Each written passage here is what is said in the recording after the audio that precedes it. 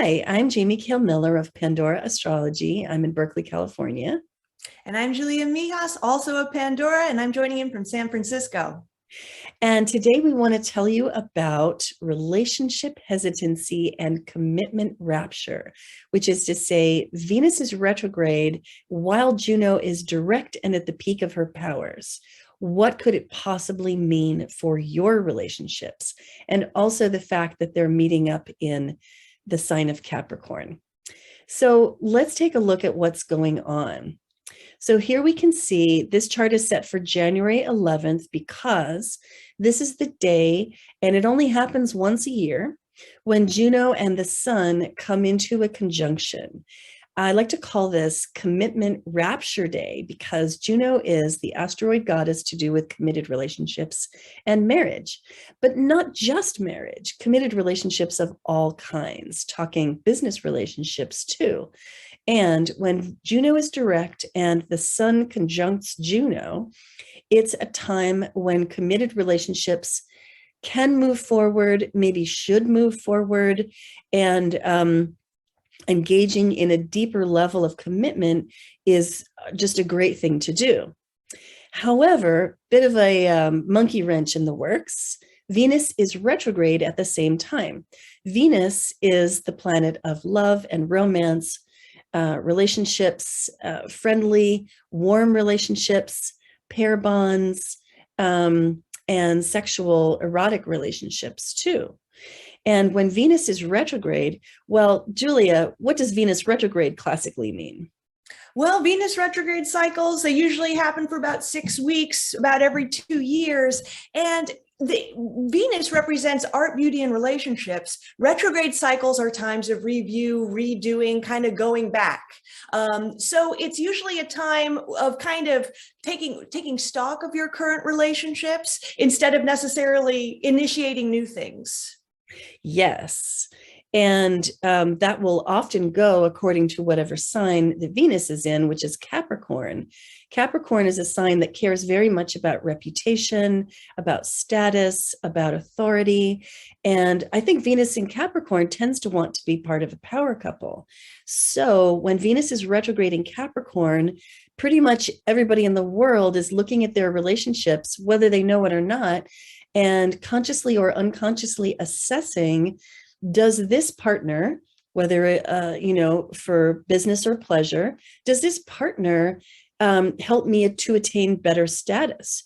Do they position me as part of a power pair? So that's what Venus in Capricorn is wanting and is assessing for, and turning us inward and making us think more retrospectively and introspectively about our relationships. But meanwhile, Juno is direct and is like foot on the accelerator, go, go, go. Let's take this thing deeper. Let's commit more. So I want to show you these two cycles kind of right next to each other. Here's the cycle of Juno. And here's the cycle of Venus. And now you can see that January 11th falls right about here on the Venus cycle. And it's while Venus is retrograde, which lasts from December 19th through to January 29th.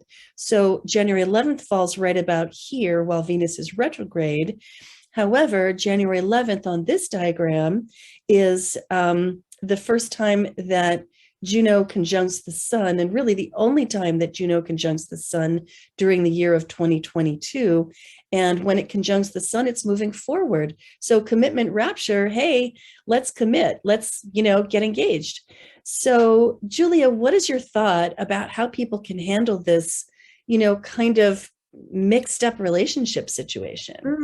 Well, I could see this being for, Venus retrogrades, interestingly enough, and I've seen this a number of times, can be good times for people to reinitiate relationships, like get back together with a past partner. And sometimes it's good and sometimes it's bad, but sometimes yes. it's good, sometimes it's bad, but if it's a going back with somebody maybe from the past, that could be a very interesting time period. And with with the Juno commitment sort of overture going on here, that cosmic overture going on, I could see this also if you had committed to a partner, but then you guys decided this isn't the right time to marry right now. Maybe we don't have enough money yet. We still have to work out some things with our families. If you guys had made a commitment and then put it sort of on hold, this could be a time of reinitiating it again. That is so true. And that could be for certain couples, this could be a time of bringing something back.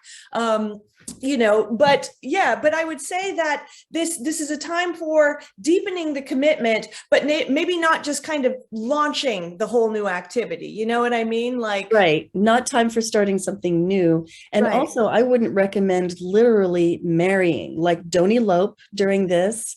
And if you do return to an old relationship, I think that is a fine way to go. Yeah. And deepening the commitment regarding that, or focusing on that, becoming exclusive with that person, is, I think, also pretty well indicated by these transits.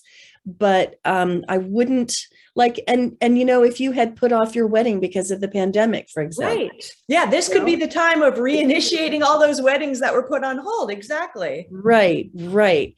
And I would reinitiate the wedding plans, but I wouldn't literally marry while Venus is still retrograde. Yeah. I wouldn't recommend having the wedding before the end of January or even halfway through February.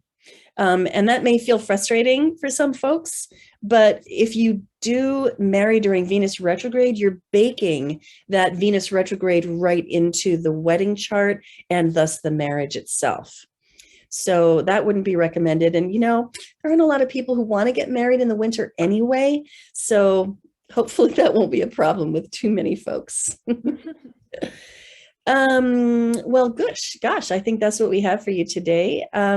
You will find that we talked about this in your horoscope, both in December and also in January. And also you'll find a video about Venus retrograde proper in the December 2021 news playlist on our YouTube channel, Pandora Astrology. And this video is going into our January 2022 playlist. You'll also find it on our monthly forecast page. And if you want to know more about how this affects you personally, then you could find that out in a reading with either of us. You can find that in the readings tab on our website, pandoraastrology.com. And until next time, we'll see you around the cosmos. Bye-bye. Bye.